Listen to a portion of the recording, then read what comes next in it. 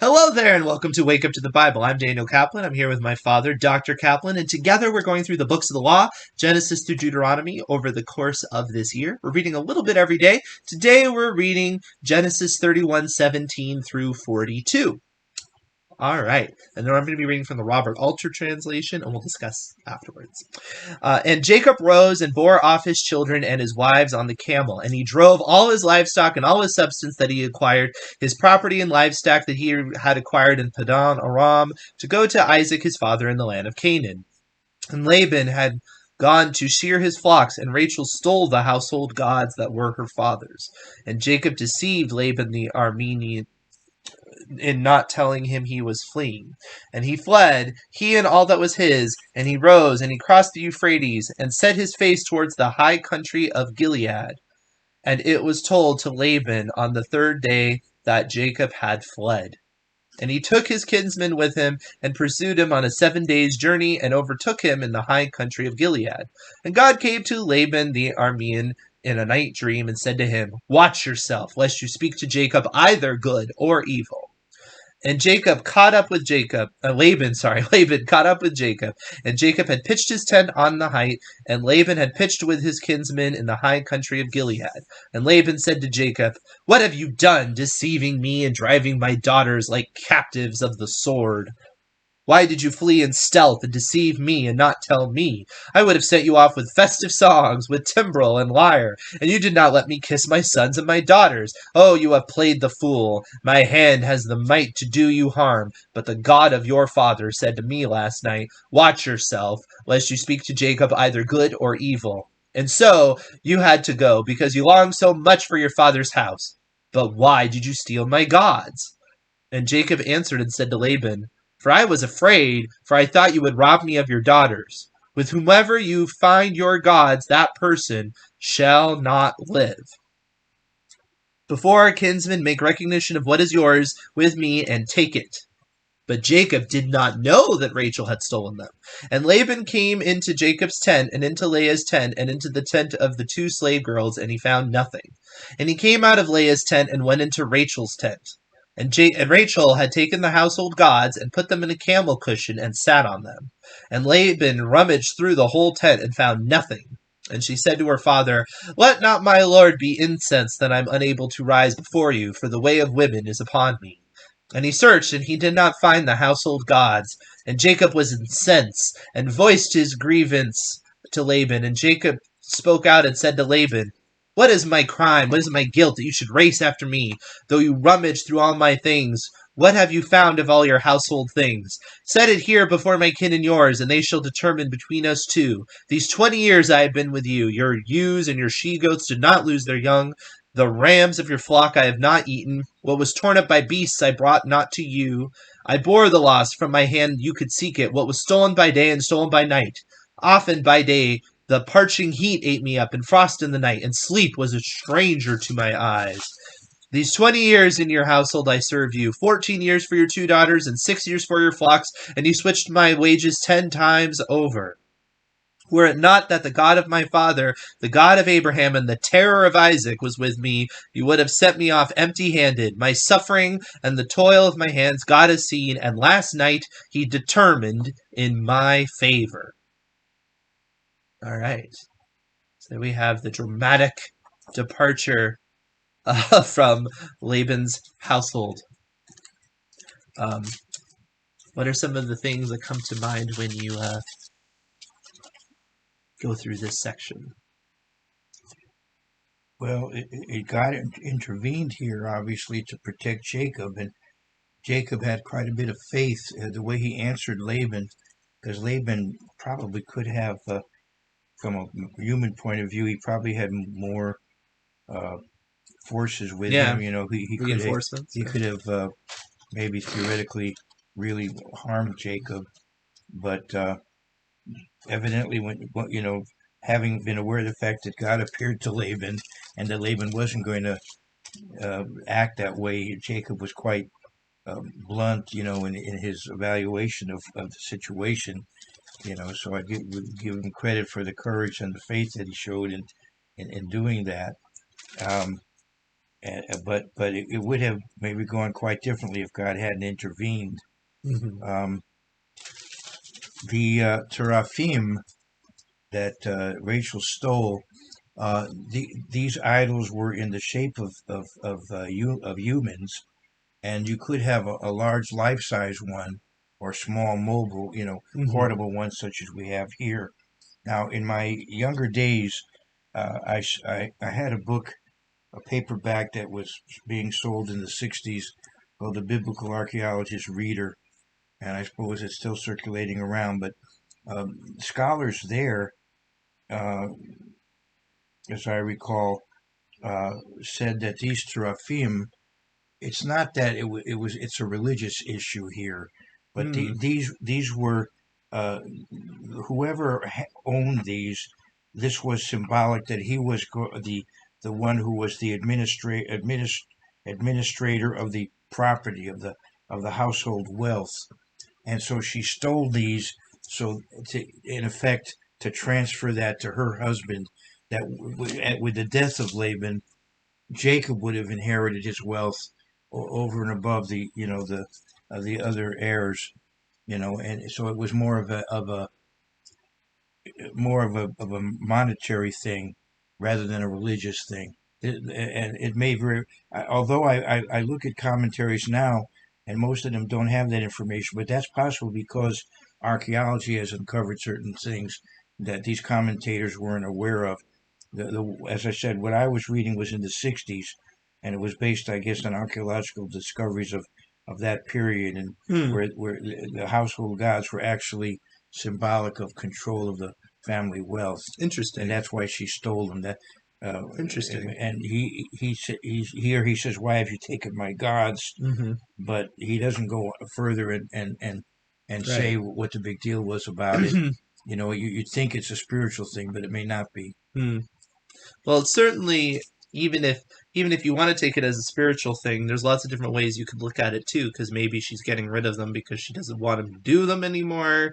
She doesn't treat them with any sort of reverence. She just shoves them in a camel purse and sits on them, right? So that doesn't really imply that she has any sort of superstition about them. I mean, granted, I guess her options were limited, but still, that's a very, that's not a particularly concerned attitude to have if you have any sort of superstition about them. You could argue, though, that she did it because she did think it would bring good fortune to her, to the Maybe, family, maybe, and this is the best way to hide them. Obviously, is the way yeah, she did it. yeah, It worked. I mean, she was right, able to hide them. right. So you could go either way. Maybe she did have some superstitious and then connection. and then again, getting back to the whole tragedy arc, literally speaking, Yeah. she ends up having to feign menstruation, which of course has been her big bugaboo the whole time, is that she's not having kids, and she ends up using that as the ruse to get out of this. So again, it's just she's a very one note character in the story. It's all about that. That's like everything, everything tied to her is about that. It seems to me that Rachel had a reputation with her father of being innocent, being honest, so he doesn't question her. He doesn't make her get up. You Oh, think a guy like Lake, you don't think it's too awkward of a situation? It's a pretty good one. A lot of men get weirded out about but menstruation, Laban was so, but angry. maybe that was his weak spot. Okay, but all right, but I would like to at least suggest that maybe that Rachel's reputation with him was such Yeah, that she got away with this. Now, yeah. I would like to think that later on, after her death, Jacob very likely sent a message back to Laban and returned these things. I mean, we don't see that in the Bible, but I'd like to think that. Mm. Anyway, we don't know. We don't know, but she died, so it would have come out to Laban or to Jacob that he had these, Right. and he got so adamant. I haven't taken anything Yeah. from you, and I would imagine that he would have then sent them back with a message. Your daughter has I'm died. sorry. No, your daughter has died, Oh, and okay. and here's what Uh, and my words have been my fulfilled. word, yeah. Sorry about that. Ouch. Yeah, ouch, right. But here are your. I would It's imagine like a that's what Dear John I letter would or imagine. something. Yeah, But I would Your imagine daughter's dead. Here's your I'm stuff. speculating that's what happened. But it's not in the Bible. Yeah. But I'm speculating that's what happened. Biblical fan fiction is fun. All right. The way this brings up, it says Laban went off to shear his flocks, and that would probably be a rather involved thing to do. I would think it'd be like a shearing festival or something, so it would give him a nice cover to because you're like, well, how did he just like leave? Like it's not like but he probably went out to do it, right? So he'd be out among the flocks, so he could be distant, and it could be something that'd be quite distracting and quite a lot of pomp and circumstance and everything. This does occur to me, the analogy with the Exodus. He leaves with wealth, Yep. but then he's pursued, but then God intervenes to protect him. Right. It is similar to the Exodus later. Is it? It's not 7 days when they catch up to them, is it? No. Well, Yeah, it's close, no, right? it's when they catch up to them on the last day of UB. Yeah, so it's pretty close. Why does this say 7 days? Yeah, pursued him on a 7 days Wow, journey and yeah, overtook so him. that's a parallel. Yeah. And the idea too is that he could pursue him, probably move a lot faster than Jacob could, because Jacob would have all his family and kids, and he was basically just a pursuit party with a lot of very vulnerable. Although actually, this is his family. Mm-hmm. So I guess he could he could harm Jacob, but not necessarily to everybody, not necessarily the grandchildren, but he could be harming Jacob. That seemed to be the daughter's concern, was that he'll just take us back. I wanted to say that I think if you put it all together, he was there 40 years, and I think he breaks it up into two periods of 20. He says here in verse 38, these 20 years, so that means the last 20, when we made that arrangement. Mm-hmm. I was honest about it. Now, of course, there was things going on that were supernatural, but he, but then he says, he goes back and says, there's another 20 years I served you because I wanted your daughter, and I wound up having to take two of them. And so he talks about another 20-year period in verse 41. I think there were two 20-year periods, and remember, Joseph is 17 in chapter 37, so he lived a while, but he had all of these children while he was up there, and they were already adults in chapter 37. So I would say that this is a 40-year exile, and that makes sense biblically. Right. And I think there's two 20-year periods he's referring to here. Okay. And I'm not. By the way, this is not my opinion. I mean, there are authorities that will agree with me. You got some names, right? I've got some people with letters. I have some creds with that. Yeah, some citations. We're gonna lay it down. Okay. I think there may be another theory. Okay. That's I think that some people believe that he detoured 20 years before he went up there. I think there's a Jewish tradition that he studied at the Academy of Shem and Eber. So maybe they feel like he spent 20 years there, then he went up. But in any case, I think a lot of people would tell you it's been 40 years altogether. Mm-hmm. Yeah. So we have back Jacob pitching a tent, so we're back to that again. And then I do love this, though. This is like so ridiculous when he's like, I would have sent you off with festive songs with timbrel and lyre. It's like, sure you would have. I'm so sure. But people often do that. They often will try to play all nice and innocent when they're upset with you, and yeah, that's pretty ridiculous. Although he says too, you didn't let me kiss my sons and my daughters. So that, I mean, to some extent, that I don't know if that's completely wrong. Although his daughters don't seem to feel like that. His daughters seem to be like, yeah, he's already blown us off because he's gotten off of it. So this all might just be like, just laying it on thick to try to make him feel guilty for something. And then Jacob, of course, tells him what is true. So I think that's another thing too, is Laban kind of realizes, well, yeah, this guy is onto me. He knows exactly what would have happened. Although that would be interesting for Laban to try to take his daughters back. I mean, that would have been like, I don't know how you would have done that back in that era. I'm guessing he would have just had to kill him, I guess. Like, I guess that's all he would have had to do, because I'm not sure if there was another way of doing it.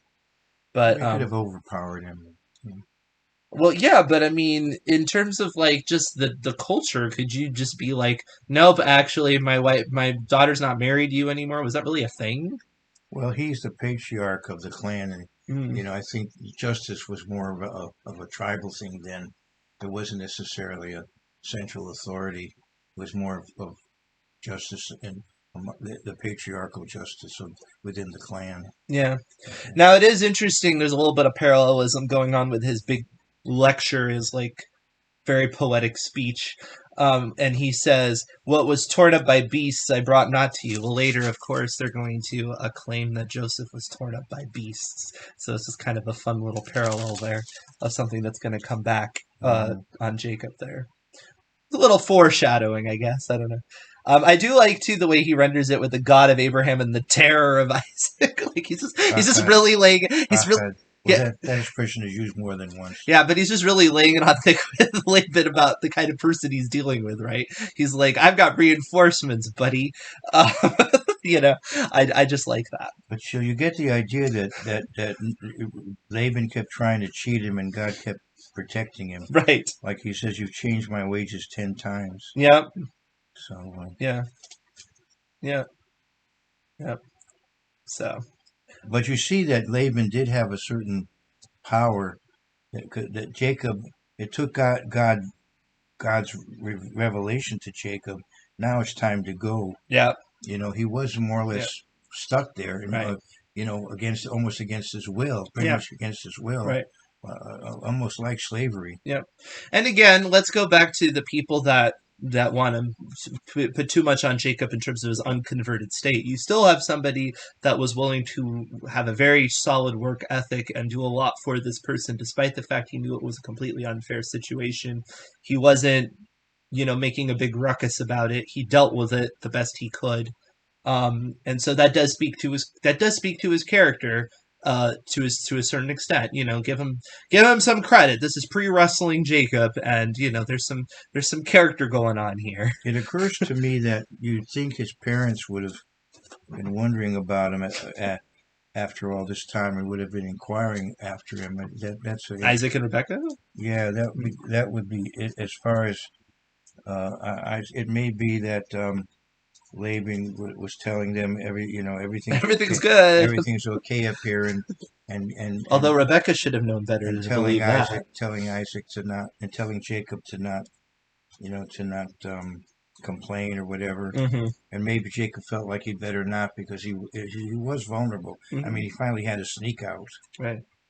It's possible, though, if you want to go biblical fan fiction with it, it's possible, let's say they had correspondence. I mean, Rebecca certainly knew the type of person that Laban was, so she could have been giving him advice in terms of, yeah, whatever, he's a jerk, but just, deal with it. It could be worse, I don't know, Well, he was doing well up there physically. Right, And maybe he had kids, he had there's also wives, the idea, Esau maybe had not yet calmed down. Oh, that's a good point. That's that is a very good 40 point. years is a long enough time. Mm-hmm. He had to realize that was kind of waiting for him on the other side. Yeah, right. He was kind of between a rock and a hard place. Yeah, there you go. That's a good point. I mean, you got 4 women. You're making a lot of money, whereas you got a murderous brother right down in Canaan. It's right. Would you prefer a harem and lots of wealth with kind of a jerky father-in-law, or somebody who wants to murder you? Yeah, there you go. It's pretty easy comparison there. Yeah. Okay. All right. So, anything else for this section? All right, so please like, subscribe, hit the bell, tell your friends. We will see you tomorrow.